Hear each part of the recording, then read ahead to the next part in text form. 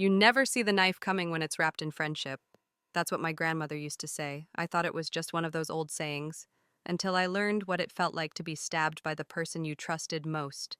If you had met me 6 months ago, you'd probably think I was living the dream. I was Sierra Maddox, the rising star of New York's fashion scene, creative director at Verité, a brand that was suddenly everywhere, from Vogue spreads to Times Square billboards. I had the job, the penthouse, the invitations to every exclusive event. But more than that, I had them. Callie Ray, my best friend of 15 years, and Landon, my fiancé, the man I thought I'd grow old with. We were inseparable. The three of us. Callie and I met when we were just awkward teenagers, sketching dresses in the margins of our notebooks, dreaming of runways and flashing cameras. We promised each other we'd take on the world together, and for a while it felt like we did. She was my maid of honor, my business confidant, my sister in everything but blood. And Landon, he was the picture-perfect fiancé, charming, supportive, the kind of man who made other women look at me with envy. He'd show up at my office with coffee just the way I liked it, leave little notes in my purse, and tell everyone how proud he was of me. We were planning a spring wedding in Italy, the kind you see on magazine covers. Looking back, I should have known that when life looks too perfect, someone's holding up a backdrop, and it's only a matter of time before it falls. I still remember that night, the night I thought was the pinnacle of everything I had worked for. Verité had just signed a massive partnership with a luxury European retailer. My designs, my vision were about to go global. Landon had organized a surprise engagement party at the plaza, and Callie, of course, was right by my side, dressed in silver silk that caught every flash of the camera. To Sierra, Callie said, raising her glass with that radiant smile she wore so effortlessly, the woman who has it all and deserves even more. I laughed, feeling the warmth of champagne and the pride of knowing I'd made it here with the two people I trusted most. When Callie leaned in and whispered, "We'll always have each other no matter what," I believed her. God, I really believed her. The next morning, she told me she'd be flying to Paris for a few extra days, said she had some potential brand collaborations to explore. I cheered her on as any best friend would. "Go get it, Cal. Just don't forget to bring me back macarons," I joked. Landon kissed me goodbye before heading to a business meeting that suddenly popped up on his calendar. I didn't think twice. Why would I trust wasn't something I ever questioned with them. Not then, but trust is a funny thing. It doesn't shatter like glass. It peels, slow, silent, until you're left staring at something you don't recognize. 3 days later, I was sipping coffee in my penthouse, scrolling through emails, when I saw it, a message with no subject line, just a single attachment. Curiosity made me click, naivety made me stay. It was a photo, grainy but clear enough, Callie Landon. Wrapped around each other in what was unmistakably a hotel suite, the timestamp, the night of my engagement party. For a moment I couldn't breathe, my mind raced for explanations. It's a misunderstanding. Maybe they were drunk, maybe it's old. But deep down I knew. You don't hold your best friend's fiancé like that. Not unless you've already crossed every line. I called Callie straight to voicemail. I called Landon. He answered, his voice too casual, too normal. I didn't confront him, not yet. Instead, I did something worse. I stayed silent. I waited. I watched. Because sometimes the most dangerous thing you can give a liar is the space to speak freely. Over the next week, I noticed everything I'd been blind to before the late-night texts. Callie never explained the way Landon's phone was suddenly always face down, the fleeting glances they shared when they thought I wasn't looking. My heart wasn't just breaking, it was calculating. Every smile they gave me now felt like a rehearsal for the betrayal they'd already committed. But here's the thing about being stabbed in the back, it teaches you to sharpen your own knives. I didn't scream, I didn't cry in front of them. Instead, I did what I'd always done best. I observed, I memorized their tells, their lies, the cracks in their stories. And when Callie finally returned from Paris, waltzing into my office with a gift bag and that same dazzling smile, I smiled back. She handed me a box of pastel macarons. "Told you I'd bring these." I looked her dead in the eye and said, "Thank you, Callie. I hope Paris gave you everything you were looking for." She didn't flinch. That's when I knew I wasn't dealing with a friend anymore. I was staring at a competitor. But what neither she nor Landon realized was that they hadn't destroyed me. No, they had just given me a reason to build something far more dangerous than trust. They gave me a reason to take everything. And I was going to do it with the same elegance they used to ruin me with a smile. There's a particular kind of silence that follows betrayal. It's not loud, not dramatic, not at first. It's the kind that hums beneath your skin, waiting for the moment you finally accept that everything you believed in was a lie. For me, that moment came under the blinding lights of the Metropolis Fashion Gala. A night meant to celebrate my career, my designs, my future. Instead, it became the night I watched my life unravel thread by thread. The days leading up to the gala were a masterclass in pretending. I smiled through meetings, nodded at compliments, and kissed Landon goodnight like I wasn't already drowning in suspicion. Callie Ever, the actress, played her role flawlessly, dropping by my office with coffee, gossiping about industry drama, and asking about wedding details as if she hadn't burned it all to the ground. But liars get sloppy when they think they've won. The first crack appeared when I overheard a conversation between two junior designers in the hallway. "Did you hear Callie's been spending a lot of late nights with Landon? Must be working on something big." Something big indeed. I didn't confront them, not yet. I knew better than to play my cards without seeing the whole deck. Then came the email, an anonymous sender, again. This time it wasn't just a photo, it was a video. Blurry, shaky, but clear enough. Callie and Landon tangled together in a hotel suite, laughing, kissing, whispering things I couldn't bear to hear. The timestamp, just 2 nights ago, while I was finalizing the speech I'd give at the gala in honor of us. My hands shook as I closed my laptop.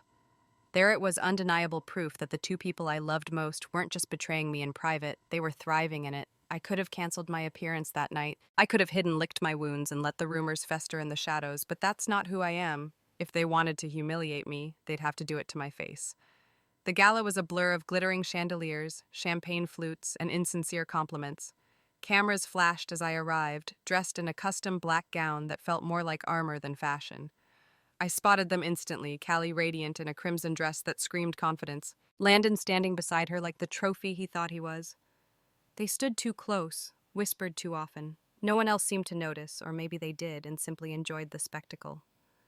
As the night wore on, I kept my distance. I wasn't ready to strike, not yet, but fate, as it turned out, had other plans. Halfway through the evening, a commotion rippled through the ballroom. Phones buzzed, whispers grew louder. People began glancing at me, pity in their eyes, or worse, amusement. I felt my phone vibrate in my clutch when I checked it. My blood ran cold. The video. That video, it had been leaked publicly, sent to every major fashion outlet, gossip blog, and industry insider. The headline was brutal. Behind every great woman is her best friend, sleeping with her fiancé. I froze. The walls felt like they were closing in, but I refused to give anyone the satisfaction of seeing me break. Callie approached me, then her expression a perfect mask of concern. "Sierra, I'm so sorry, I don't know how this happened." Her voice was soft, laced with fake sympathy, as if she hadn't orchestrated the entire thing. Landon stood a few steps behind her, avoiding my gaze like the coward he was. I stared at her, letting the weight of the moment settle between us. And then with a smile as sharp as glass, I whispered, "You should be careful. Callie spotlights have a nasty habit of melting wax figures." Her eyes flickered just for a second. The first crack in her perfect facade, but the worst was yet to come. The next morning, headlines exploded. My name was everywhere, but not for my designs, not for my success. No, I was the woman scorned, the tragic figure in a story written by two people who had weaponized my trust. It didn't stop there. Verite, desperate to save face amidst the scandal, issued a statement suspending me indefinitely to protect the brand's integrity. And who did they name as interim creative director Callie Ray? The knife wasn't just twisted, it was engraved with my initials. She called me later that day, as if to gloat under the guise of concern. "Sierra, this isn't personal, it's just business." The board needed stability, and I was already here. Her voice dripped with faux regret, but I could hear the triumph beneath it. I let her speak, let her believe she'd won. When she finished, I said only one thing. "Enjoy your moment, Callie. It's the only one you'll get." And I hung up, because while she was busy basking in stolen glory, she forgot one crucial detail. I wasn't just a designer, I was the architect of everything she envied, and now with nothing left to lose, I was about to design something far more exquisite than a dress or a collection. I was going to design her downfall. Not with scandal, not with screams, but with silence. And when I was done, Callie wouldn't just lose her job, she'd lose everything. There's a strange kind of freedom that comes when you lose everything. No expectations, no image to maintain, just silence and space to plot. While Callie basked in the glow of stolen success, I disappeared. Not in the way people expected, not hiding in shame or fleeing the city like some broken socialite. No, I vanished in plain sight. I declined interviews, ignored the tabloids, let the world believe I was defeated because people don't fear what they think is gone, they forget it. And that's when you become dangerous. I traded my designer heels for sneakers, my penthouse views for a modest loft in Brooklyn. The headlines moved on within weeks. Callie was the new darling of fashion, hailed as a visionary. Landon, ever the opportunist, was photographed on her arm at every event, the media dubbing them a power couple born from chaos. Let them celebrate. I wasn't interested in petty revenge. I didn't want to expose their affair or claw back my reputation through sympathy. I wanted everything they thought was theirs, and I knew exactly how to take it. First, I reached out to Ava Chen, a brilliant marketing strategist I had mentored years ago before Callie forced her out of Verité for being too ambitious. Ava didn't hesitate when I proposed a partnership. I owe you, she said simply, and I've been waiting for someone to knock that witch off her pedestal. Next came Malik Ortiz, a tech-savvy creative who specialized in digital branding. Callie had blacklisted him after he refused to leak competitor designs for her. He was more than eager to join the cause. Piece by piece, I gathered a team. The very talents Callie discarded on her climb to the top. But I didn't approach them as Sierra Maddox. No. I introduced myself under a new name, Luna Blake, a rebranding, if you will. Luna was everything. Sierra couldn't be mysterious, untouchable, and free from scandal. Under this alias, I founded Noir, a boutique creative agency offering cutting-edge campaigns to emerging designers and luxury brands alike. Within 3 months, Noir wasn't just surviving, it was thriving. Our work began turning heads, winning contracts that Verité once considered beneath them. But those small brands, they were hungry, innovative, and they were eager to dethrone the stale giants of the industry. Meanwhile, I kept a close eye on Callie's every move. Through contacts still loyal to me within Verité, I learned that her leadership was chaotic at best. She was great at playing the face of the brand, but when it came to actual creative direction, she was out of her depth. Deadlines were missed, budgets overrun. And worst of all, whispers began circulating about Callie, funneling company funds into personal ventures, lavish parties, luxury trips, and a mysterious side project she kept off the books. I smiled when I heard that, because nothing destroys a thief faster than their own greed. Quietly, I hired a private financial investigator. I didn't need scandal, I needed proof. Concrete evidence that would make the board of Verité not just fire Callie, but erase her from the industry altogether. While the investigation unfolded, I set my sights on something more personal, the penthouse. The very same one Callie now flaunted on social media, my former home filled with furniture, I had hand-picked art I had collected. It wasn't just real estate, it was a symbol, and I wanted it back, not by force but by design, through a shell corporation tied to Noir. I began negotiations with the property's owner. Turns out Callie didn't own the penthouse. She was leasing it with a contract nearing expiration and a hefty renewal fee she could barely cover thanks to her reckless spending. Within weeks, the deal was done. The penthouse belonged to me again, though Callie wouldn't know it not yet. I could have evicted her immediately, but where's the fun in that? No, I let her enjoy her view a little longer, like a queen sipping wine in a castle she didn't realize was already conquered. By the 6th month, Noir secured a game-changing contract, a rebranding campaign for Maison Delacroix, an iconic Parisian fashion house notorious for being selective, the kind of deal Verité had been chasing for years. When the announcement hit the press, I watched with satisfaction as Callie's carefully curated smile began to crack. She couldn't figure out who was behind Noir, who this Luna Blake was stealing her spotlight. She even posted a passive-aggressive caption on Instagram. Funny how some people only shine when they hide behind masks. I almost laughed, because Callie never understood that masks aren't for hiding, they're for hunting. As the financial investigator wrapped up his work, he handed me a thick file, everything I needed to expose Callie's embezzlement, mismanagement, and ethical violations. But I wasn't going to leak it to the press. No, this deserved a grander stage, an audience of people who mattered the board of Verité. So I requested a private meeting under the guise of a potential investor interested in acquiring shares of the struggling brand. They agreed. And when I walked into that boardroom dressed not as Sierra Maddox, the disgraced ex-director, but as Luna Blake, the enigmatic force reshaping the industry, their jaws practically hit the table. Callie wasn't there yet. Good, because when she arrived fashionably late, as always, she'd be stepping into a room where her fate was already sealed. I sat back, folded my hands, and waited. The trap was set, and Callie.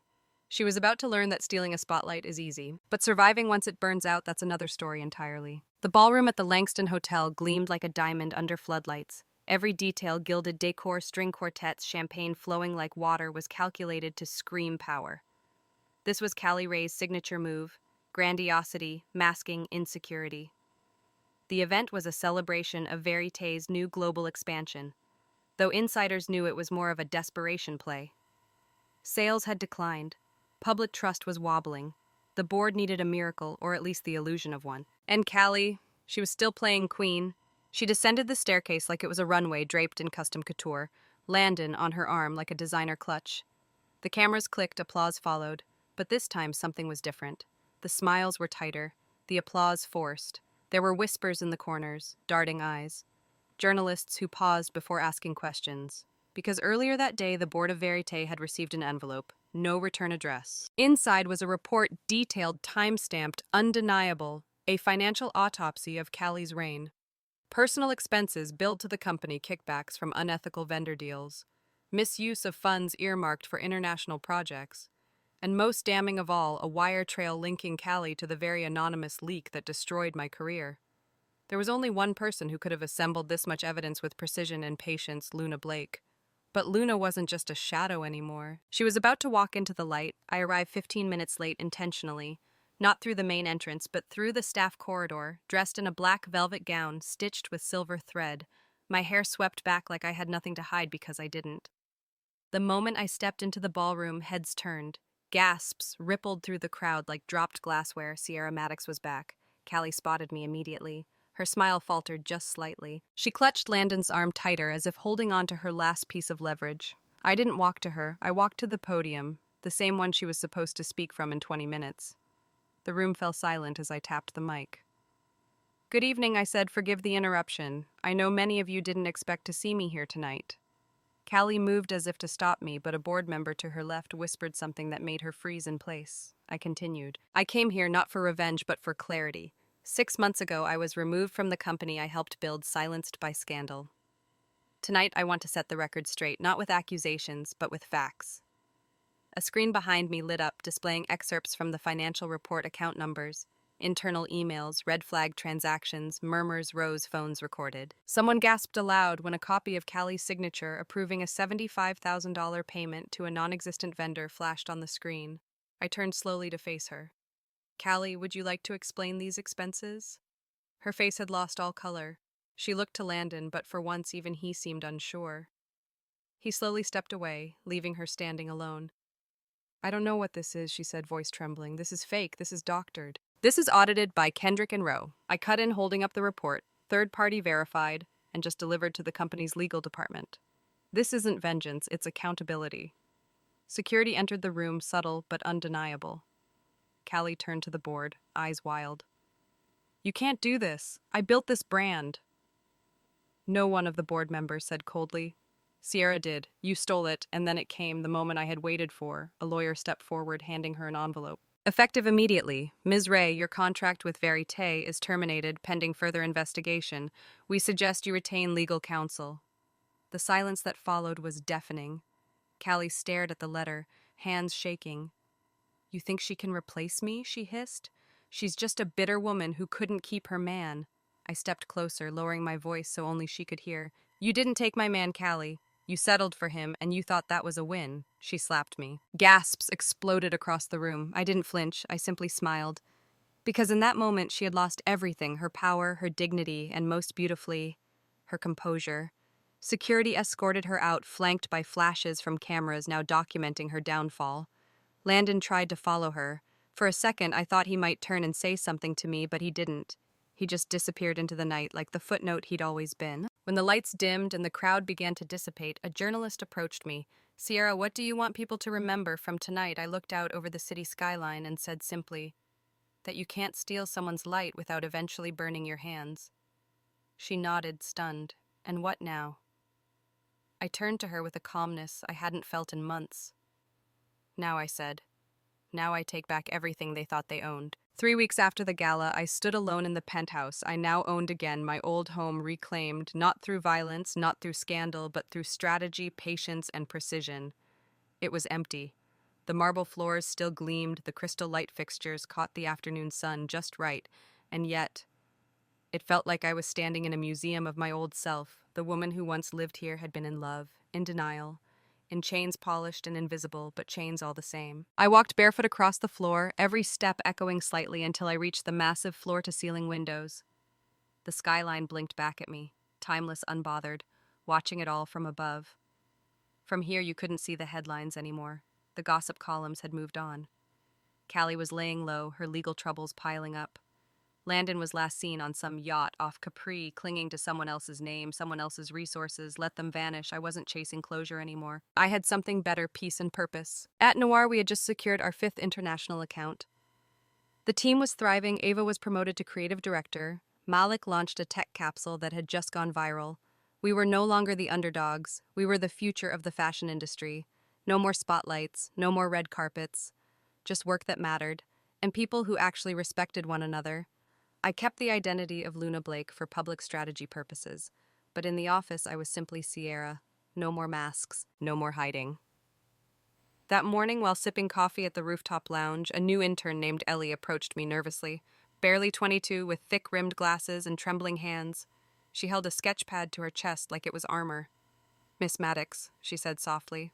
I smiled. "Just Sierra." She hesitated, then asked, "Can I ask how you came back? After everything?" I looked at her for a long moment, not with pity, but with recognition. I had once stood in her shoes young, uncertain and desperate to believe in something. "You don't come back," I finally said. "Not as the same person. You build someone new. Stronger, wiser, a version of you that doesn't need applause to know she's enough." She blinked. "But how do you forgive?" I leaned back in my chair, the sunlight washing over my face. "You don't forgive them for their sake," I said. "You forgive them so they don't live rent-free in your head. So they don't keep you tethered to a moment that already ended. Forgiveness isn't about forgetting, it's about releasing." Ellie nodded, tears welling slightly. "Thank you, I needed that." Before she left, I called after her. "Oh, and Ellie." She turned. "Make sure they never see you coming." Later that week, I visited my grandmother's grave for the first time in months. I brought her daisies, her favorite, and sat beside the stone, the wind tugging gently at my scarf. "I did it," I whispered. But not the way I thought I would. I told her everything about the betrayal, the revenge, the silence that had once consumed me, and the voice I had found through it all, not one the world gave me, but one I forged on my own terms. When I stood up to leave, I noticed something someone had etched onto the edge of the stone base. A quote, faint but there. "Sometimes rising again isn't about vengeance, it's about remembering who you were before they broke you." I walked away lighter than I had in years because for the first time I wasn't trying to get back at anyone, I was simply moving forward. Not as Sierra, the woman who was betrayed, not as Luna, the woman who plotted, but as someone new. A woman who rebuilt herself from ash and silence. A woman who no longer needed a spotlight because now she was the fire.